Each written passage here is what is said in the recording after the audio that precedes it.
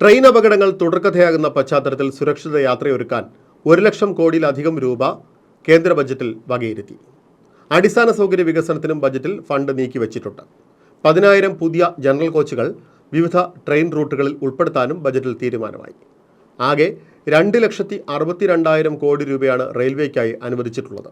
ഇന്ത്യയുടെ ബജറ്റ് ചരിത്രത്തിലെ തന്നെ ഏറ്റവും വലിയ തുകയാണിത്. കാലപ്പഴക്കമുള്ള ട്രെയിനുകൾ മാറ്റുന്നതിനും സിഗ്നലിംഗ് സംവിധാനം കാര്യക്ഷമമാക്കുന്നതിനും ഈ ഫണ്ട് വിനിയോഗിക്കും.